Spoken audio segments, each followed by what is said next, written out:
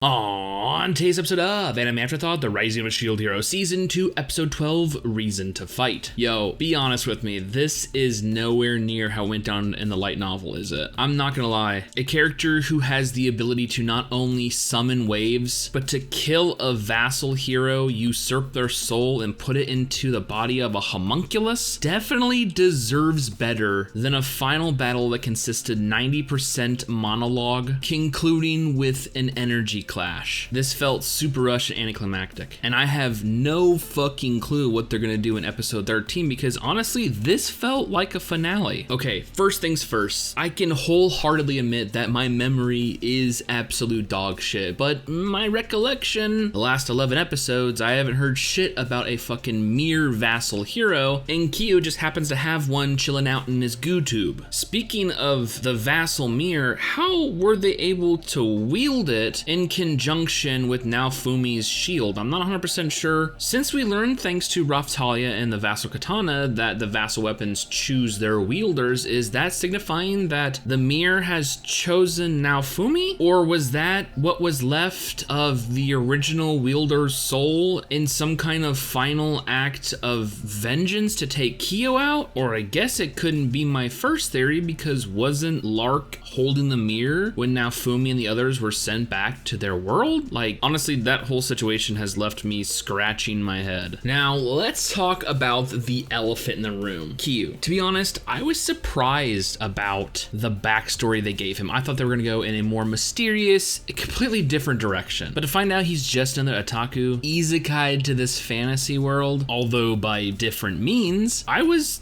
surprised, I'm not gonna lie. In essence, his backstory is this. He is a video game addicted troll, disgusted by the world he inhabited. After committing suicide, finds himself spirited away to the fantasy realm he was so obsessed with, only to become its villain. Moral of the story is, you can't polish a narcissistic, egomaniacal turd and expect anything other than a giant piece of shit. I absolutely regret having any kind of hope or expectations in your character. You have proven, both in your past life and your new one, that you fucking suck. Hell, maybe that's the reason they didn't feel like they had to go all out in your final battle. Hell, Raisha was able to stop you for the second fucking time. Speaking of Raisha, definitely MVP of today's episode. Once again, proving herself a committed member of the team. Going against full-on dragon mode Naofumi, completely engulfed by his Curse series shield, standing up to what I can only describe as a barrage of soul-shattering insults, with the phrases like disgusting slut and ugly whore. Strong of will and pure of heart, she was able to collect herself and stand up against his verbal tongue lashing. So definitely kudos to you. And then there was Ost, a very cathartic moment in this episode as Naofumi is trying to regain control, to reinstate a sense of self, whether it be a remnant of her soul, the piece that she left behind in the shield, or the energy that Kyo stole, beckoning to be returned to its original world. Our lovely turtle lady shows up and even joins in that final attack. Once again, I question, has Ost become a part of Naofumi's shield? If the dragon has become the embodiment, the face of wrath, will Ost become the avatar of peace? One can only hope. Or yeah, she could be hope too. Final thoughts. I thought the whole homunculus thing was pretty cool. Definitely the hybrids, although it was weird that they introduced a third spear girl. Ooh, I also love how they incorporated last week's episode of Raphtalia getting her sheath into her power development. The shining white lights, all thanks to Teresia's jewel embedded in it. Like, that was pretty cool. Also, fucking hilariously ironic that it's Raphtalia dispatching purple-haired douchebag not once but twice. Like, so fucking funny. I definitely like how they're using Kizuna. She's like that bridge, the connection between the two worlds. I really do hope we get to see her as well as Lark, Glass, Teresia again. I mean, I'm pretty sure it's inevitable, but who knows between waves what happens in each other's worlds. Speaking of each other's worlds, when the wave was summoned in Glasses, it also popped up in Raphtalia. Luckily, the three other cardinal heroes left behind after getting their asses handed to them by Kyo prove that they're not completely incompetent. Let's just say my hopes are high, but my expectations for those three stooges are very, very very low. Last but not least, the final little cinematic of today's episode gave us some pretty interesting characters and information. Eventually, we will be seeing another guardian beast, this time the Phoenix, as well as possibly 2 new characters, as we witness one fighting in an arena with some kind of spear, and the other who resembled a beastman in a cage at the Slavers. So yeah, I mean, why focus on those 2 presumably lovely ladies if they're not going to have anything to do with next season? Like I said, I am still kind of scratching my head about this episode. It felt super rushed. The final fight was very anticlimactic, although I did like how they animated the new dragon mode. At least that part felt like OG season 1. I mean, they went hard. Overall, it felt like a finale, but given that we're supposed to have 13 episodes this season, are we gonna get some kind of fan service send-off? Are we gonna beat your pool episode? God, it better not be a fucking recap. Honestly, I have no fucking clue. But with season 3 already announced, my hope is simple. Take all the time you need to make this better. Season 1 quality. Don't rush things. If you need multiple episodes to do one fight, then fucking do it. Don't cut content or replace it haphazardly to make the story feel disjointed. This is a good series, and I hope to keep it that way. So what did you guys think of today's episode? Did you hate it? Did you love it? Do you want some more of it? Well, we still have 1 episode left in the bag. So with all that being said, and more Rising of the Shield Hero next week, I honestly cannot wait for future episodes.